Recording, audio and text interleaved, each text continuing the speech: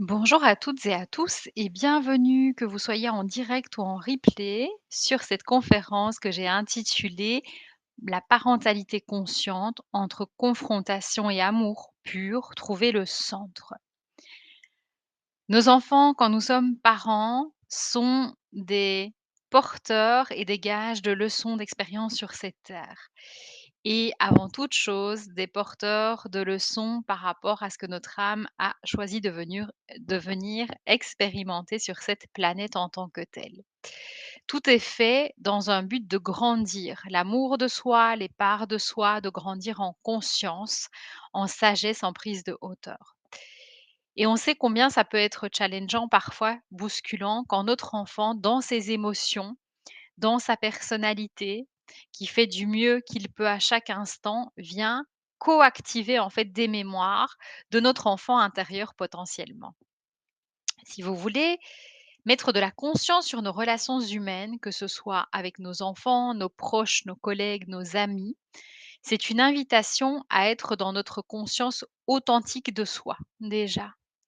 Avoir conscience que si je suis déclenchée par autrui, il se peut, à certains moments, que je déclenche autrui. Par rapport à une posture, par rapport à des mots, par rapport à un comportement et une vibration. Il faut se figurer qu'on fait toujours du mieux qu'on peut à chaque instant, que ce soit en tant que parent, en tant qu'humain sur cette terre. On fait toujours du mieux que l'on peut par rapport à l'état de conscience qui est le nôtre sur l'instant T. Cet état de conscience, il va évoluer au fur et à mesure du temps.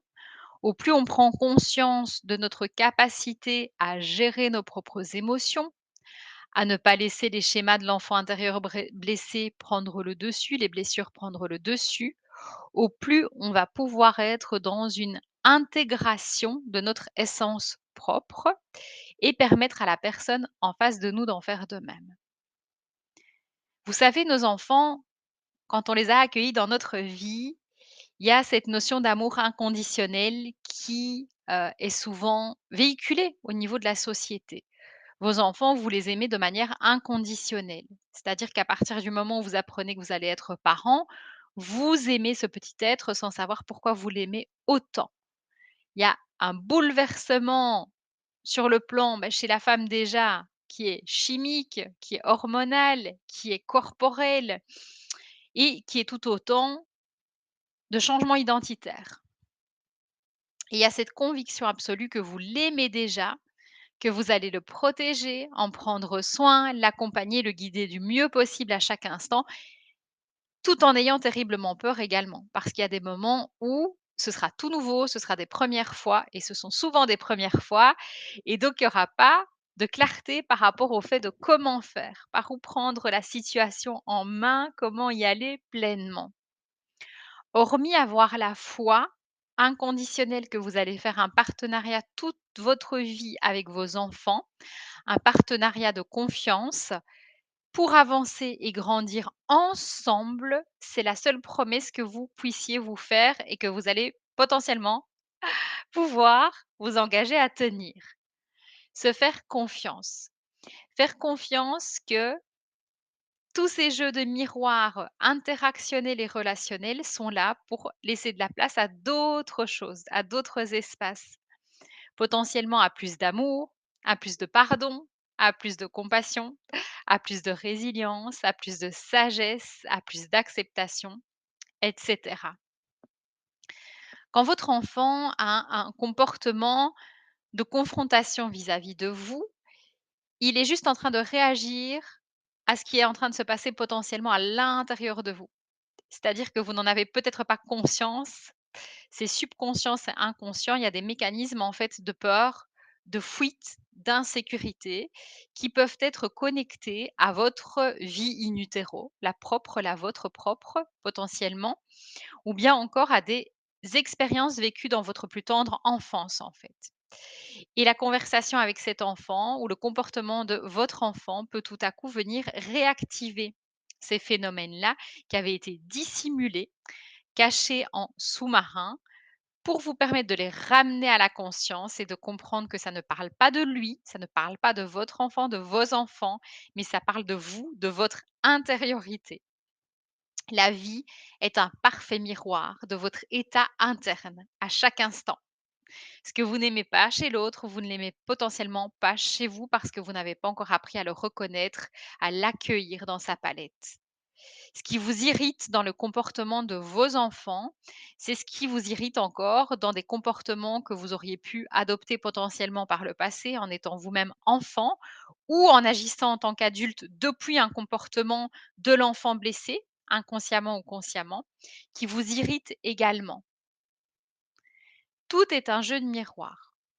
Vos enfants vous ont choisi, votre enfant vous a choisi pour permettre de la conscience, de la guérison et de la compassion.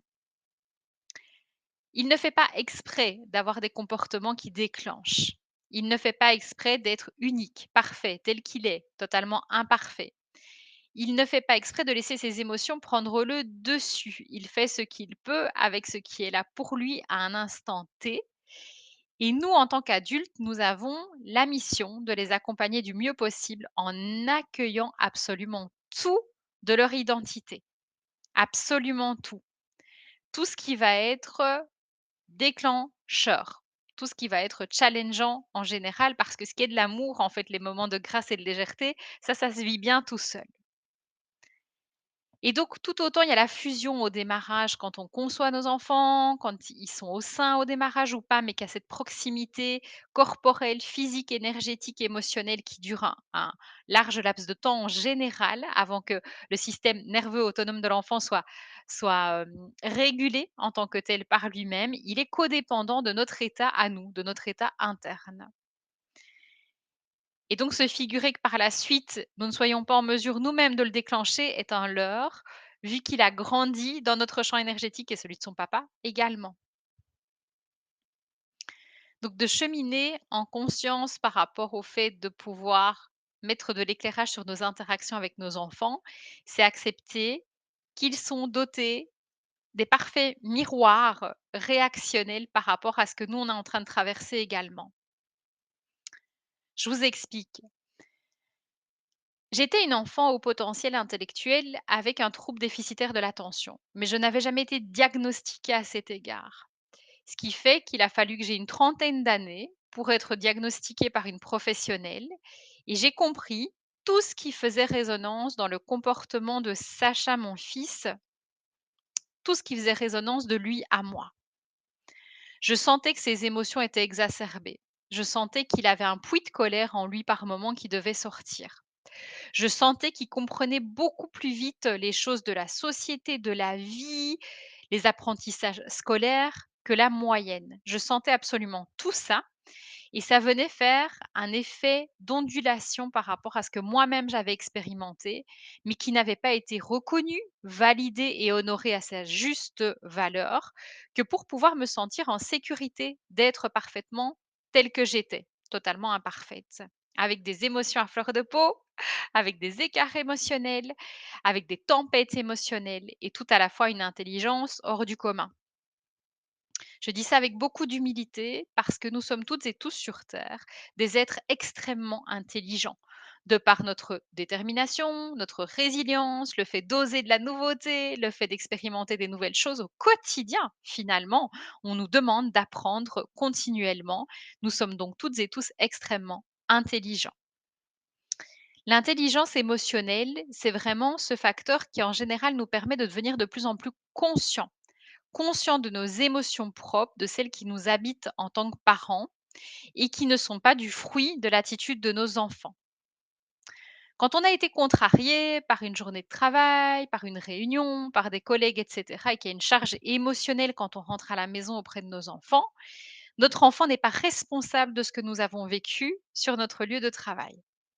De même, ce que lui a vécu à l'école de façon intense émotionnellement, nous n'en sommes pas responsables non plus.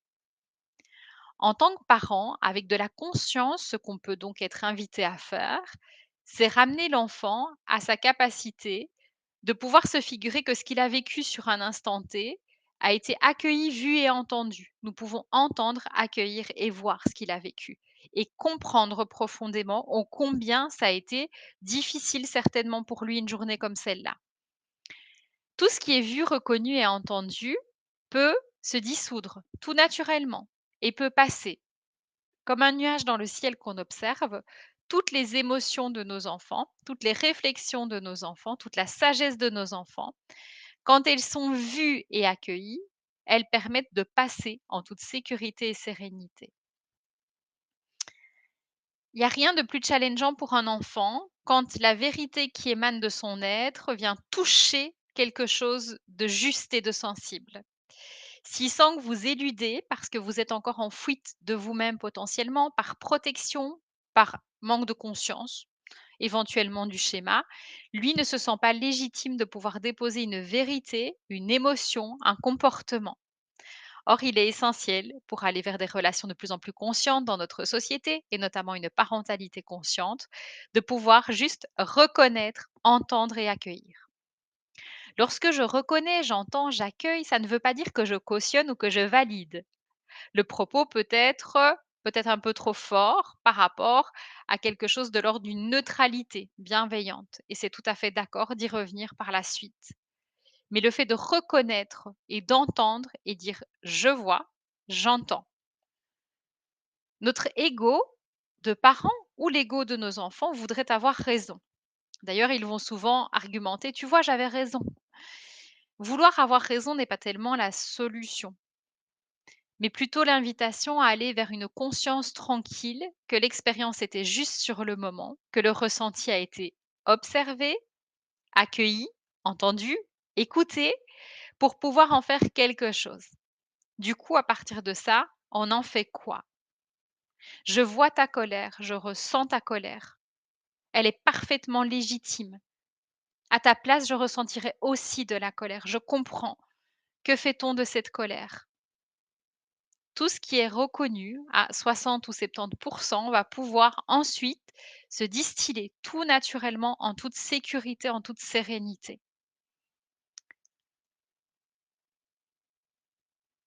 Je dis parfois que la société a contribué à déréguler les systèmes nerveux des uns des autres. J'entends par là qu'on est dans une société où il y a énormément de pression. La pression du faire, la pression de faire des bons résultats au travail, des bons résultats à l'école, la pression de faire des bons résultats dans son investissement sportif, dans son engagement dans des clubs sportifs, aussi bien pour les adultes que pour les enfants. La pression à tenir ses engagements jusqu'au bout. Certains enfants peuvent ressentir beaucoup de pression de ce fait-là. Et cette pression, elle peut être inconsciente. Si les parents ont reçu un schéma éducationnel, ont grandi dans des familles où on leur a appris à aller jusqu'au bout coûte que coûte, peu importe s'ils se grillent les neurones et la santé. Si on leur a appris qu'il fallait absolument respecter ses engagements absolument inconditionnellement jusqu'au bout, leurs enfants potentiellement par mimétisme ne peuvent pas s'autoriser à relâcher et à être juste, pardon, excusez-moi, simplement dans l'instant, en mesure de déposer le fait qu'ils ne veulent plus continuer un engagement quelconque.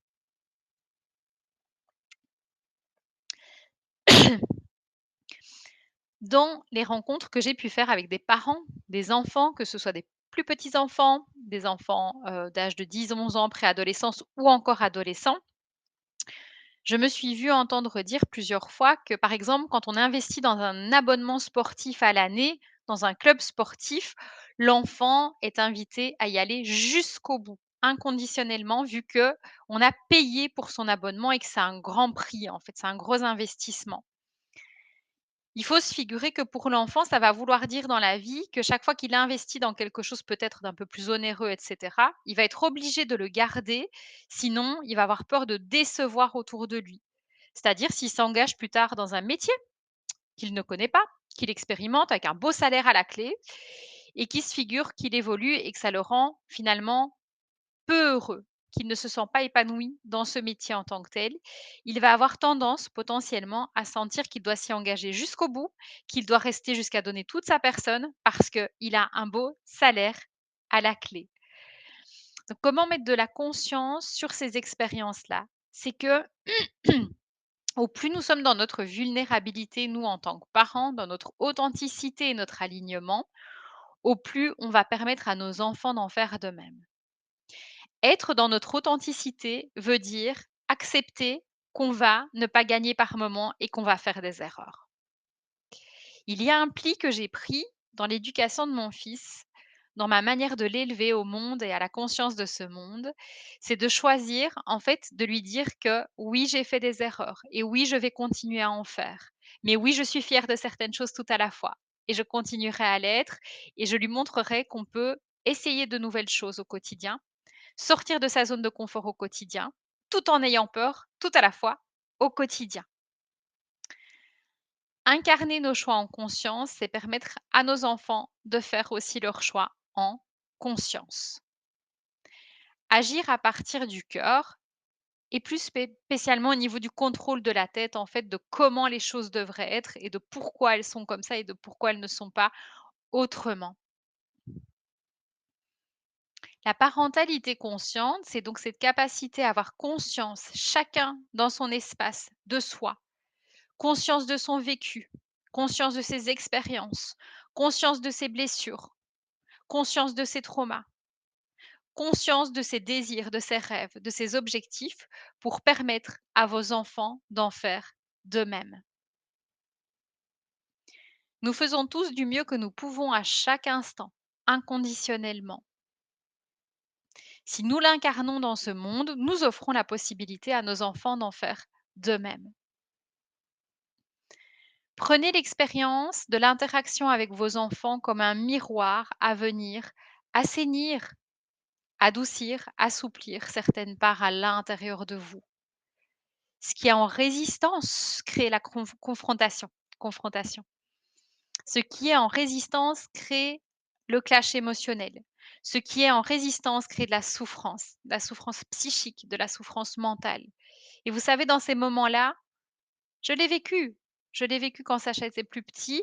Dans ces moments-là, on va se coucher en tant que parent le soir et on est mangé par nos remords. On est terriblement triste que l'interaction soit montée dans les tours. On est triste de ne pas avoir pu sentir le lien avec notre enfant. On a cette sensation du coup qu'il n'a pas été compris et on aurait aimé qu'il le soit. Donc, au moins il y a de résistance, au plus il y a de l'accueil.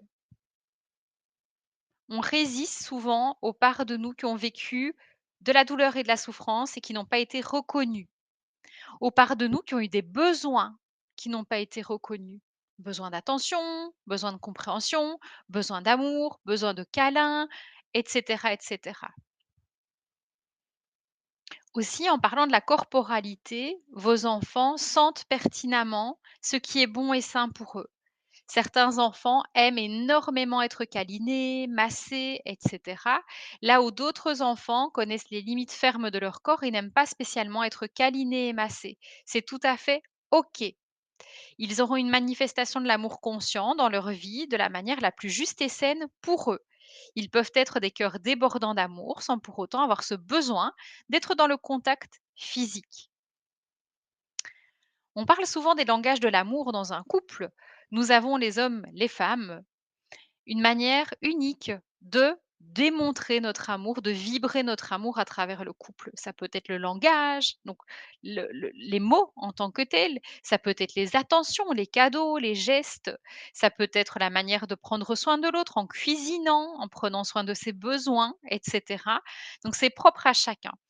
Il faut se figurer qu'il en est de même pour nos enfants. Si on a conscience que, de nouveau, chacun fait du mieux qu'il peut à chaque instant avec qui il est, j'accueille tout de toi, mon enfant. J'accueille absolument tout de toi. J'accueille tes parts d'ombre, j'accueille tes parts de lumière, j'accueille tes émotions hautes, la joie, le bonheur, la gratitude. J'accueille tes émotions qui sont plus déclenchantes. Tout ce qui est plutôt la colère, la tristesse, parce que la tristesse parfois nous laisse démunis. Il y a un outil de connaissance de soi qui est super intéressant quand on est parent, c'est connaître le human design de nos enfants. Connaître le HD, Human Design de nos enfants, ça permet vraiment d'avoir des clés d'accès. Il faut savoir que l'auteur de cet outil, il l'a créé en fait pour nos enfants particulièrement, la génération qui suit et pas pour nous spécifiquement. Parce que nous, il y a encore pas mal de travail de libération, d'amour, de pardon, de compassion, et cetera à faire par rapport à tous nos héritages transgénérationnels. Il faut se figurer que notre corps, notre organisme est composé, de brins d'ADN, de cellules, de millions, de millions, de millions, de milliards de cellules, et cetera, et que nous provenons de quelque part. Donc il y a toujours en nous, ici et maintenant, parents, la trace en fait de ce qui nous a précédés au niveau cellulaire. Et donc tout ce travail-là, c'est une invitation vraiment à aller déblayer, à aller épurer et purifier, que ce soit nos croyances, nos schémas, nos cellules et autres, pour être davantage en conscience unitaire. Par contre, pour nos enfants, cet outil du Human Design est parfaitement approprié pour venir, donner de la conscience et de l'éclairage, en fait, sur leurs spécificités. Certains enfants vont être beaucoup plus émotionnels, d'autres moins. Certains enfants vont être beaucoup plus introvertis, d'autres moins. Certains enfants vont avoir un chakra de la gorge bien défini et être capables de s'exprimer des heures durant, d'autres ne ressentiront pas ce besoin-là. Certains enfants vont avoir besoin d'évoluer dans un univers davantage une grotte. Je vais vous parler de ce que je connais. Sacha est un enfant qui, dans son Human Design, a besoin d'évoluer dans un environnement davantage grotte, justement.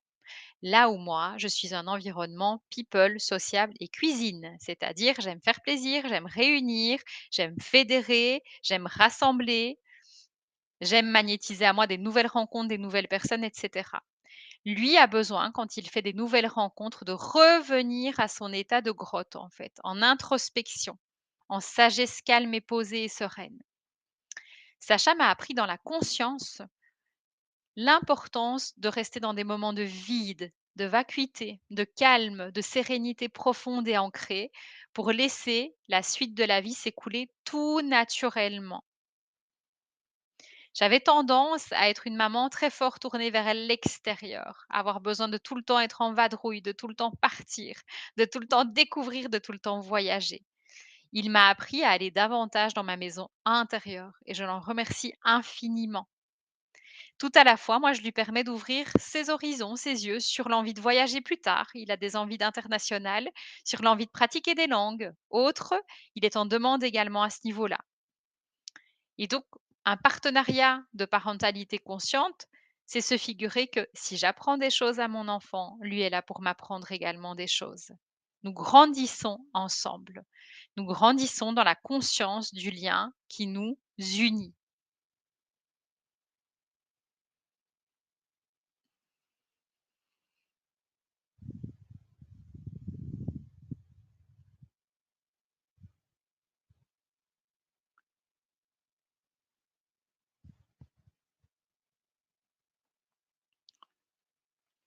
Nous sommes venus jouer le jeu de la vie sur cette terre et nous avons choisi de devenir parents à un moment donné, que ce soit en conscience ou non. Il n'y a aucun jugement à avoir sur la situation. Parfois des âmes s'incarnent par surprise, parfois des âmes s'incarnent, elles étaient parfaitement prévues au programme et désirées, attendues. Tout est toujours juste de toutes les manières. Sachez que toute âme, tout humain que vous rencontrez sur cette terre était prévu au programme pour vous apprendre des choses sur vous et vous sur la personne. Mettre de la conscience, c'est choisir de ne plus laisser les schémas inconscients justement diriger vos vies. Soyez dans l'authenticité de qui vous êtes avec vos enfants. Quand vous êtes fatigué, dites-leur. Je sais que ça peut paraître difficile parce qu'on a cette sensation parfois de devoir être le pilier, de devoir être toujours en énergie haute, de devoir toujours mener de front plein de choses, mais montrez-leur le trésor de la vulnérabilité. Osez dire: «Je suis fatigué. Est-ce qu'on peut parler de ça dans 1 heure?»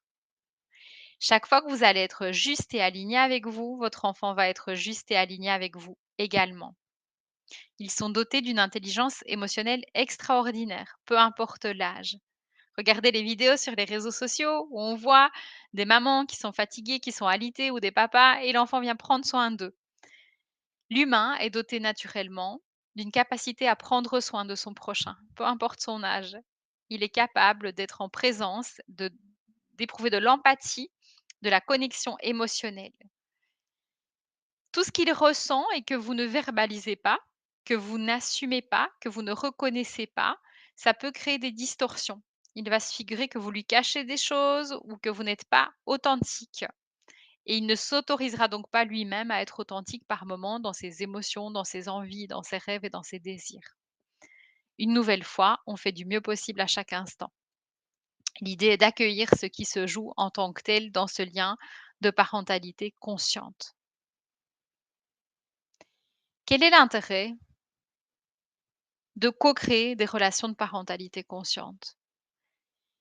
Eh bien, la vie va être une aventure du quotidien, mais une aventure avec beaucoup plus de joie, de légèreté, d'accueil. Ça va permettre en fait à chacun, chacune de rire de ses imperfections, de rire de ses distractions, de rire tout court de la vie en fait. Ça va permettre à chacun, chacune de se dépasser quand il y a des peurs qui surgissent sur le chemin et de montrer on va surmonter cette peur-là. Moi, je suis ton parent, je suis là pour t'accompagner, te guider et t'éclairer. Et si j'ai des peurs, je vais t'autoriser à faire de même et à me dire: «Tout va bien se passer, tu verras», en fait. Chaque fois que nous, on prend un rôle, une posture alignée, on autorise nos enfants à en faire de même pour nous, en tant que tels. Il est loin derrière nous l'adage de: «Ce sont des conversations de grands, ça ne te regarde pas». On est dans une société quand même où on a envie de donner la parole aux jeunes et de les laisser amener leur sagesse. Parce qu'en effet, ils sont dotés d'une conscience et d'une sagesse extraordinaires. En soi, quand un enfant arrive sur terre, il se souvient encore parfaitement d'où il vient et de pourquoi il vient, quelles vont être ses envies sur cette terre, etc.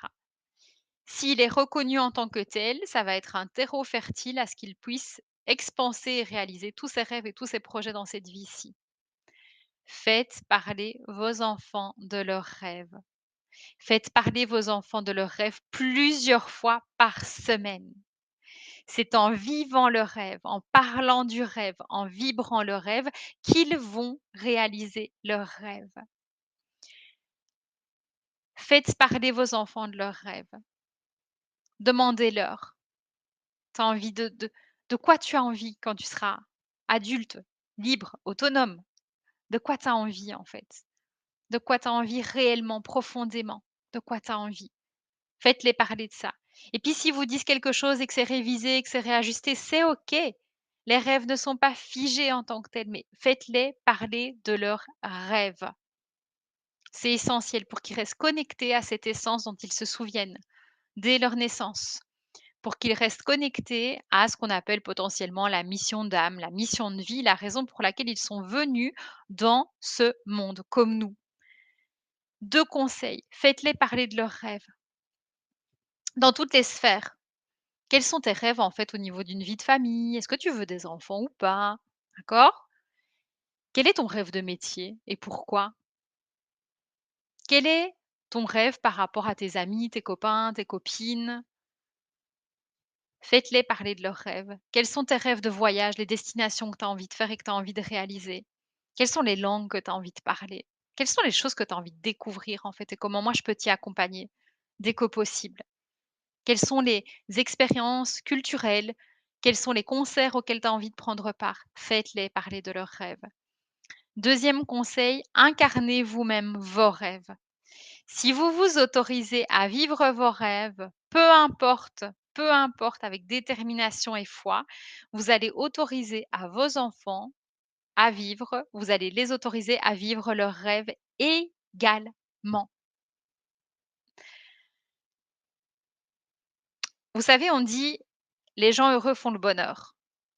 Les gens heureux font le bonheur. Quand vous côtoyez des gens heureux habités par leur passion, ça vous donne envie d'en faire de même. Les gens heureux font le bonheur. Donc pour vos enfants, pour nos enfants, c'est pareil. Si nous nous autorisons à vivre nos rêves inconditionnellement, à les incarner, à essayer, à réessayer encore, on leur montre qu'il est possible de réaliser ses rêves. Peu importe le temps que ça prend, peu importe la forme que ça prend.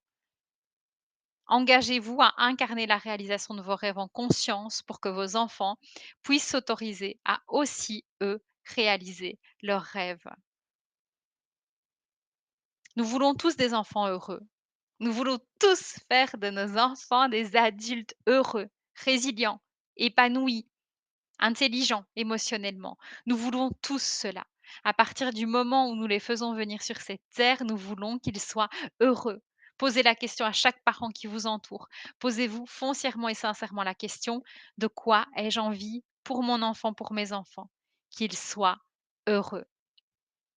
Vous avez déjà certainement entendu parler de la phrase de John Lennon, qu'on a questionné quand il était en classe, quand il était jeune: «Que veux-tu faire quand tu seras plus grand?» «Être heureux, être heureux, être heureux, c'est indispensable, être heureux».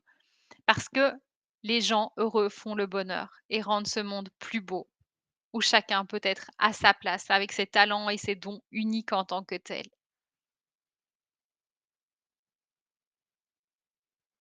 Vous savez, des fois, il y a les passions de l'instant T, quand l'enfant est jeune et qu'il explore parce qu'on est là pour explorer sur cette terre.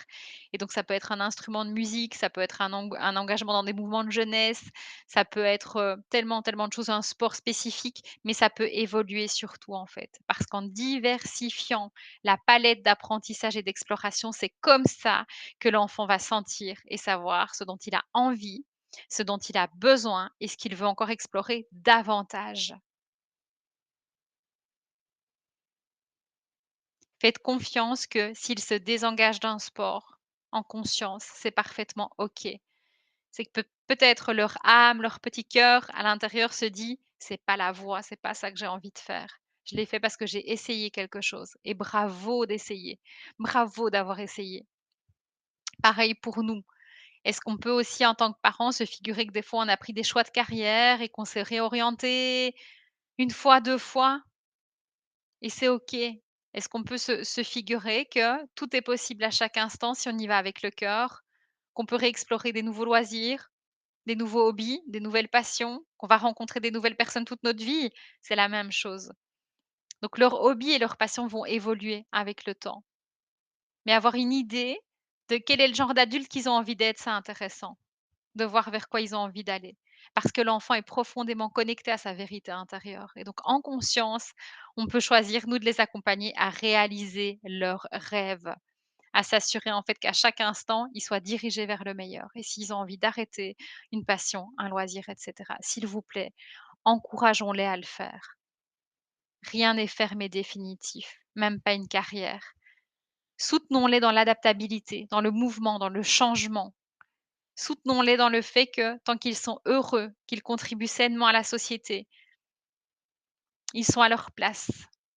Soutenons-les dans le fait que tout peut changer. On peut avoir un projet et se rendre compte que c'était pas celui qui vibrait le plus haut, le plus juste, mais on a essayé et ça, c'est hyper important. Le fait de les encourager à essayer. Au plus ils explorent, au plus ils sortent de leur zone de confort, ça c'est un conseil aussi, au plus ils sortent de leur zone de confort en fait, au plus ils vont être fiers d'eux, ils vont être émus d'eux. Et ils vont développer des ressources, en fait, de gestion émotionnelle également. Parce qu'en sortant d'une zone de confort, il y a la peur, il y a la déception possible, la tristesse, la frustration, la colère possible et tout à la fois. Il y aura de la joie aussi à la clé. La satisfaction de l'avoir fait, la satisfaction d'avoir osé, la satisfaction de l'avoir fait pour eux, pas pour un parent. De l'avoir fait vraiment pour eux parce qu'ils avaient envie de le faire pour eux et qu'on les soutienne à cet égard, en fait. Ne pas chercher à ce que nos enfants soient à l'image de ce qu'on aurait voulu qu'ils soient. Ils sont parfaits tels qu'ils sont. Parfaits, parfaits, parfaits pour ce que nous avons à apprendre d'eux et pour ce que nous avons à leur apprendre.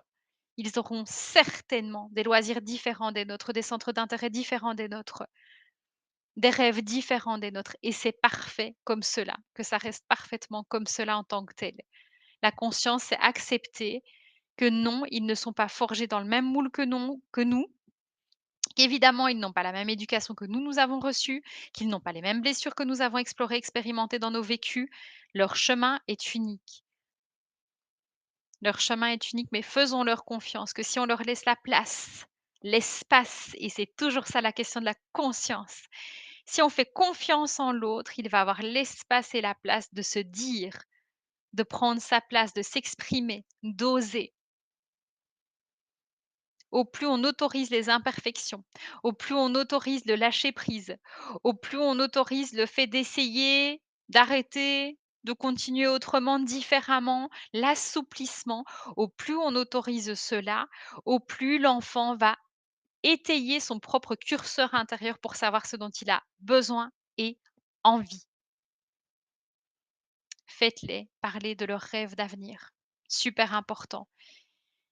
Pour vous, parents, ce sera un bon indicateur de se figurer, est-ce qu'on est toujours dans le bon du coup? Par rapport au projet pédagogique, par rapport à la scolarité, par rapport aux enjeux de hobby, de loisirs, d'expériences et cetera, de rencontres, d'amitié qui entourent les enfants aussi parce qu'on n'a pas pris sur tout bien évidemment. Ils attirent les expériences juste à ce niveau-là également. Faites confiance qu'ils ont leur chemin à vivre, leurs expériences à vivre en tant que telles.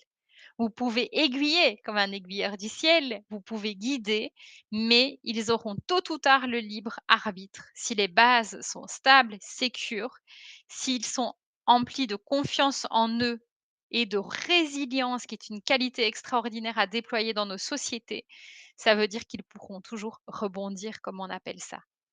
Et c'est en rebondissant qu'on peut rediriger nos intentions et nos actions vers un nouveau niveau de bonheur.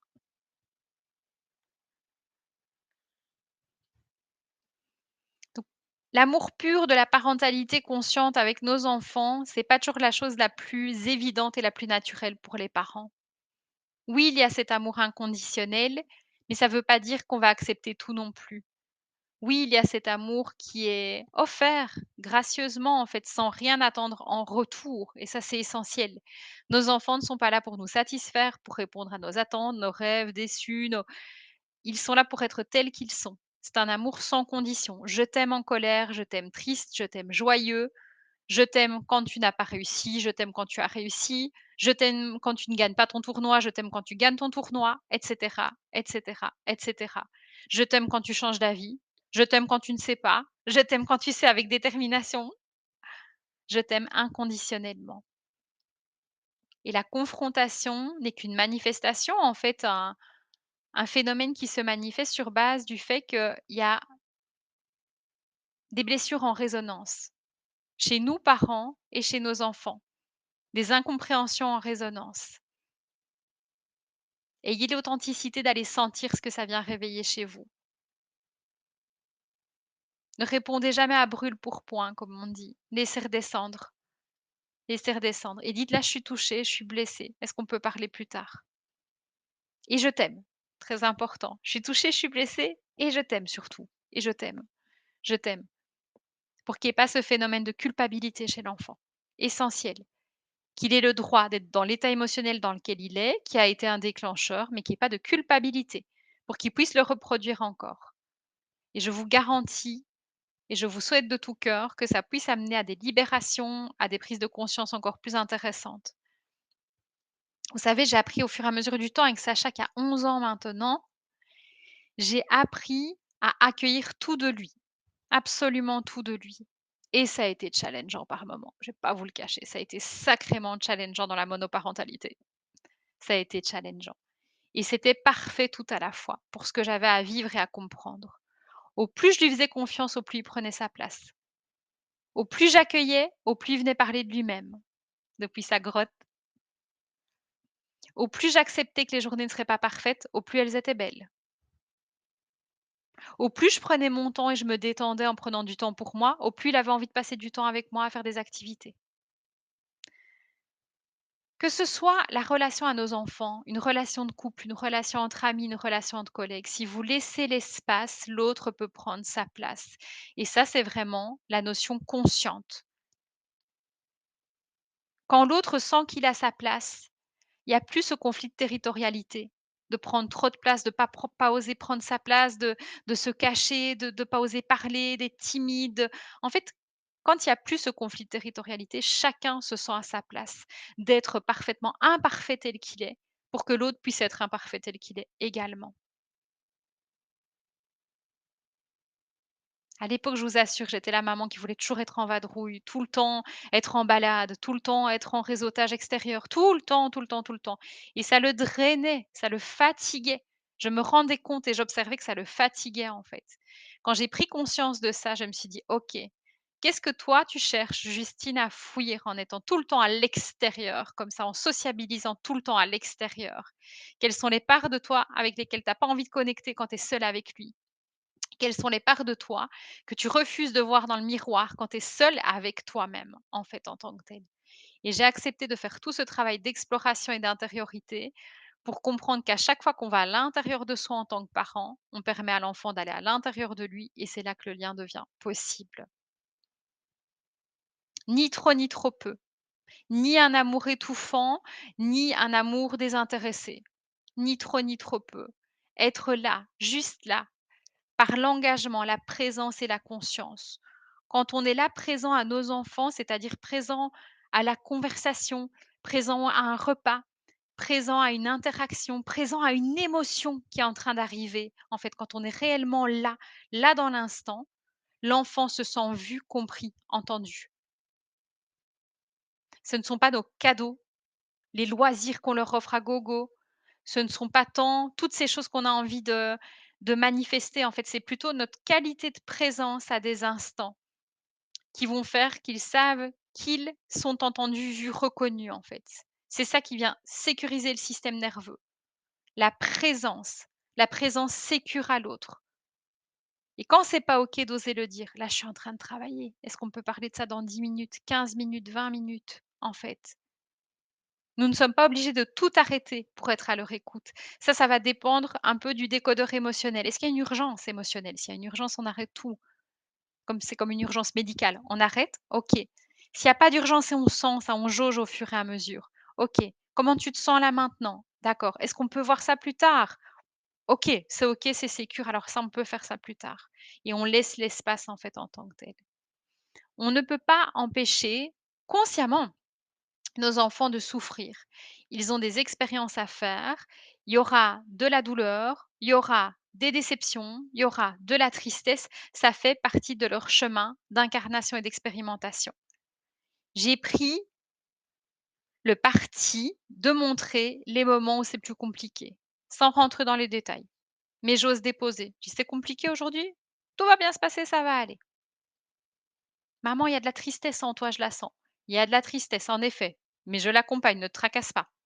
Je l'accompagne. Tu es un bon parent pour moi, je l'accompagne. Ne te tracasse vraiment pas. Ce sont des éponges et des capteurs». Mais quand vous dites les choses, du coup, ça renforce leur décodeur intérieur intuitif aussi. Ce que je sens est juste, ce que je sens est juste, ce que je sens est juste. Je me fais de plus en plus confiance parce que ce que je sens est juste, ce que je vois est juste. D'accord? Ça permet à eux d'étayer aussi leur décodeur. Donc soyez dans cette authenticité-là parce que la confiance en soi, la connexion à son intuition, la connexion à ses rêves et cetera, peuvent être autorisées et renforcées si vous-même vous ouvrez la porte à ça, en fait, en tant que tel. Voilà pour cette conférence sur la parentalité consciente, mes petites expériences à cet égard, mon regard un peu plus de coach et de thérapeute également. Figurez-vous que ce ne sont que quelques éclairages à la lumière de mon humble expérience. Ma vérité n'est pas la vérité absolue. Ces quelques pistes et portes d'entrée sont des lectures qui valent ce qu'elles valent, qui résonneront à l'intérieur de vous, je le souhaite, en tant que parent, pour s'assurer que vos relations soient les plus conscientes possibles avec vos enfants. Avec cette notion que être conscient, c'est accepter le tout. C'est accepter que la vie n'est pas un long fleuve tranquille, qu'elle est parsemée d'expériences diverses et variées, d'une palette entière, en fait, d'expériences et d'émotions en tant que telles, mais que ça permet de la rendre d'autant plus fluide. Au plus on accepte le tout, au plus on accepte les challenges, le côté qui déclenche, le côté au plus on l'accueille, on le reconnaît, on le voit, on le sent, au plus ça permet vraiment de la fluidité. Quelque chose de l'ordre de comme le cours d'eau qui s'écoule tout naturellement, en fait, sans résistance. Ce à quoi on résiste persiste, ce à quoi on fait face, qu'on reconnaît, s'efface. J'espère que vous avez passé un agréable moment en ma compagnie. Je me réjouis de lire vos retours par rapport à cette conférence. Vous pouvez me contacter sur mon email, mon Instagram, mon Facebook ou encore laisser un commentaire sous cette vidéo si vous le souhaitez. Je vous souhaite une merveilleuse journée. On se retrouve sur mes réseaux sociaux pour mon actualité, que ce soit au niveau des coachings en one-one, au niveau des masterclass et conférences comme celle-ci, au niveau des cercles de guérison et de méditation que je propose ou encore le Telegram qui est un espace de croissance, de déploiement de soi. Je vous souhaite une très belle journée. Je vous dis à bientôt. Merci de votre confiance. Au revoir.